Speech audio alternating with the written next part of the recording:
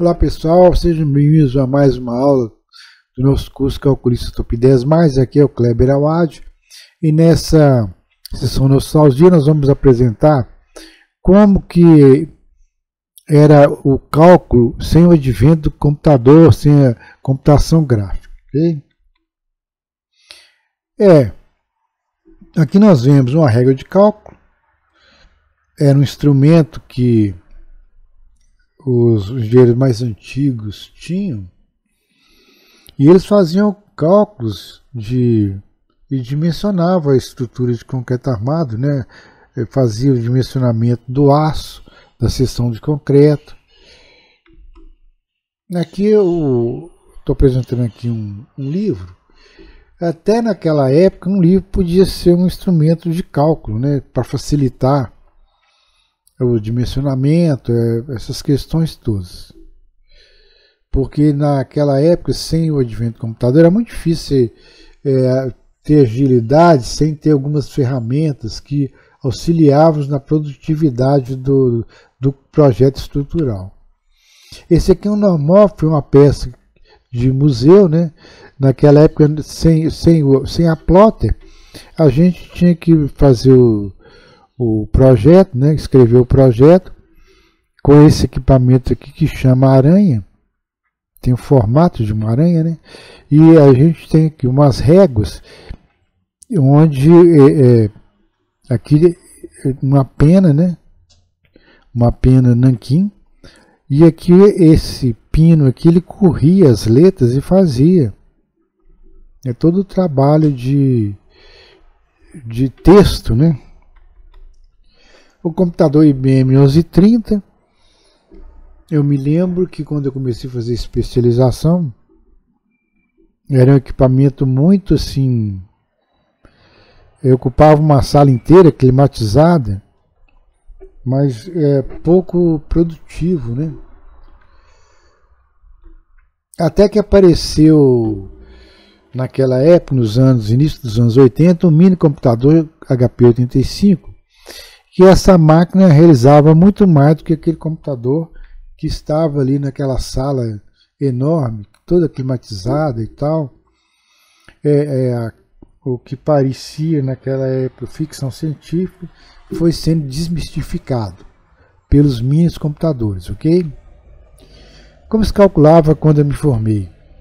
Eu tive a oportunidade de ter calculadoras programáveis, HP 25 e TI 59, onde a gente programava as vigas contínuas através das equações de 3 momentos, que a gente conseguia tirar as reações de apoio, né, que a gente precisava, e os momentos fletores também.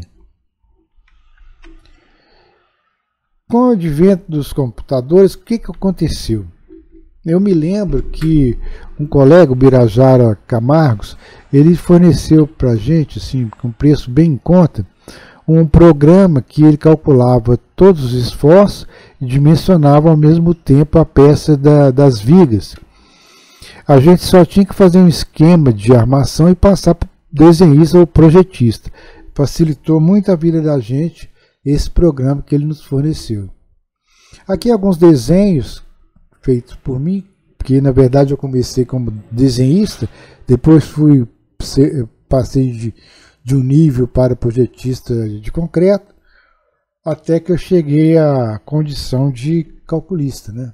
Eu fui crescendo por etapa. É importante o calculista saber detalhar a estrutura, né? Às vezes falta luz, ou por algum acidente, você não consegue extrair o projeto do computador. Às vezes você precisa fazer um detalhe rápido, e isso é importante. Isso aqui é um detalhe de um reservatório enterrado.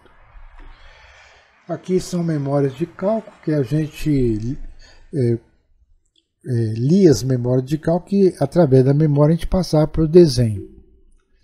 Ok? Outra memória, aqui é o muro de arrimo. É o detalhamento. E aqui a primeira versão do TQS. É interessante resgatar isso aqui, porque a primeira versão do TQS foi escrita na linguagem DOS. Então a gente tinha que determinar os pontos que a gente precisava na estrutura. Tá vendo? Cheio de ponto aqui, ó. É através de coordenadas x e y. Porque eram através dessas coordenadas que a gente fazia o lançamento de nossa estrutura. Tem aqui uma escada bastante complicada, tá vendo?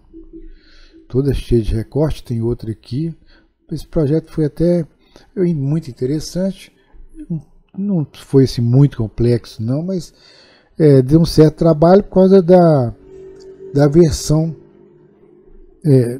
Eles chamavam de linguagem de definição de forma, né? Tá aqui, ó. A gente tinha que fazer uma tabelinha, a gente determinava um ponto 00 e daí a gente começava a lançar os outros pontos a partir daquele ponto 1, através de coordenadas x e y, para a gente trabalhar o projeto. E aqui a linguagem de definição de forma, como eu falei, geometria do pavimento térreo primeira laje. Nós já fizemos aqui um exercício onde nós nem passamos perto disso aqui, porque se eu for ler isso aqui é o seguinte, a V100 ela tem um pilar interessante, porque tudo que é 18, 19 e 20 é tudo pilar. Então, por exemplo, 18 é um pilar que recebe a V108, 19 é um pilar que recebe a 109 e assim por diante, tá vendo? Aqui, por exemplo, P47 é P2 e assim por diante, P48 é P3. Agora aqui tem a linguagem de definição de forma, né? A gente adota um ponto fixo e a partir desse ponto fixo a gente começa a determinar os outros pontos através de coordenadas x e y. Aqui estão todos os x, né? Aqui já começa a subir um pouco y e assim por diante. E aqui é a linguagem de definição de forma para fazer a geometria do pavimento térreo, que é a primeira laje. Então, V100, aqui eu tenho um nó que recebe a V108, um nó que recebe a V109 e assim por diante. P47 eu determinei que é um P2, o 26 recebe a V110 e assim sucessivamente, até fazer o projeto de forma que é esse projeto que está aqui, tá vendo? Não vou ater muito a essas questões, porque isso aqui é coisa do passado, é só para vocês verem como é que foi a evolução. É uma bibliografia adotada, que é importante, né? Eu citei aqui alguns livros de início, mas sempre que vocês puderem, vão adquirindo uma biblioteca, que é muito importante. Concreto Armado, volume 1 e 2 do Rob Schuster. Esse aqui está esgotado, mas se vocês procurarem na internet, vocês acabam achando alguém que queira vender. Eu consegui esse aqui quando eu fui fazer uma pesquisa na internet. Volume do Concreto Armado Eu Te Amo, muito bom também. E Projeto de Estruturas de Concreto Armado, que é a nossa norma mãe 6118. Técnico de Armar as Estruturas, do Péricles Brasiliense e Fusco. Qualquer livro que vocês encontrarem do Péricles, podem comprar, que é muito bom. Patologia da estrutura, é importante a gente ter alguns livros também sobre patologias. Fundações, né, é muito importante. E também fundações e estruturas de contenção. Todos esses dois livros são muito bons, ok? Também não pode faltar na biblioteca Estudo Dirigido TQS, do Bruno de Oliveira Santana, e também o Informática Aplicada a Estruturas de Concreto Armado, do Alio Kimura, que é um dos desenvolvedores do programa lá da TQS, ok? Outras normas necessárias que a gente precisa: NBR 6120, que é de carregamento, NBR 6122, fundações, NBR 6123, norma de vento, NBR 86 e 81, ações de segurança nas estruturas. Okay? medida que a gente for avançando no curso, a gente vai falando de alguns aspectos sobre cada uma delas.